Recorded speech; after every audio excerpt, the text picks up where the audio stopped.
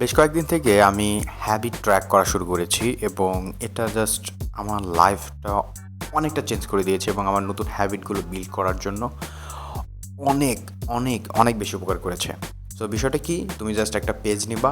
এটা তুমি ডিজিটালি করতে পারো, ম্যানুয়ালি করতে পারো। জাস্ট ডিজিটালি তুমি একটা পিডিএফ তৈরি করে সেটাকে তুমি প্রিন্ট আউট করতে পারো। সো বিষয়টা হচ্ছে তুমি একটা পেজ A4 পেপার, সেখানে এক কর্নারে জাস্ট তোমার হ্যাবিট যেগুলো তুমি বিল্ড করতে চাও।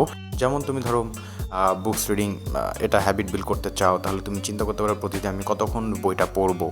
যেমন তুমি ধরো নামাজ পড়া এই হ্যাবিটটা বিল্ড করতে চাও, তাহলে তুমি ওখানে সুন্দর মতো লিখে দেবে নামাজ এবং 5টা জাস্ট ছোটো ছোটো গড় করে দিবা, এবং তাহলে তুমি চিন্তা করো ফজরের নামাজ পড়লে একটা টিক দিলা, জহরের নামাজ পড়লে একটা টিক দিলা। সো এইভাবে যেমন তুমি ধরো চিন্তা করতে পারো যে আমি প্রতিদিন একটি নতুন স্কিল শিখবো বা ওই পার্টিকুলার স্কিলটা শিখবো, সে কারণে আমাকে প্রতিদিন 2 ঘন্টা করে এখানে টাইম দিতে হবে। So you can mention this in your track.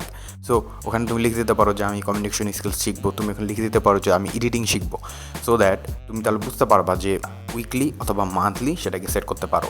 So weekly set করলে তোমার 7টা বক্স থাকবে, জাস্ট হ্যাবিট থাকবে, হ্যাবিটের সাইডে জাস্ট 7টা বক্স থাকবে, ওখানে উপরে ডে, ওখানে বার, সব কিছু মেনশন করা থাকবে। এবং তুমি কি করবা, জাস্ট একটা দিন যেটা ফলো করেছো জাস্ট একটা টিক দিবা। এবং যদি ওটা ফলো করতে না পারো, ভাই আমরা তো মানুষ, সব তখন ফলো করতে পারি না। যেমন তুমি যদি চিন্তা করো আমি প্রতিদিন বই পড়বো, তো এমন হতে পারে 1 সপ্তাহের মধ্যে তুমি 5 দিন পড়তে পেরেছো এবং 2 দিন পড়তে পারো নি। সো তুমি 5 দিন ঠিক থাকবে, 2 দিন ঠিক থাকবে না। বাট যখন তুমি মাস শেষে সব ট্র্যাকারগুলো একটু দেখবা, তখন তুমি আসলে বুঝতে পারবা যে আমি আসলে কোন পথে যাচ্ছি।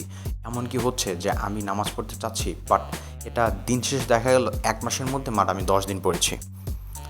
সো তোমাকে তখন ওটার উপর বেশি জোর দিতে হবে। আবার এমন দেখা গেল যে আমি বই পড়তে চাচ্ছি, সো এটাকে আমি 1 মাসের মধ্যে 25 দিনের মধ্যে পড়তে পেরেছি, 5 দিন এই কারণে পড়তে পারিনি।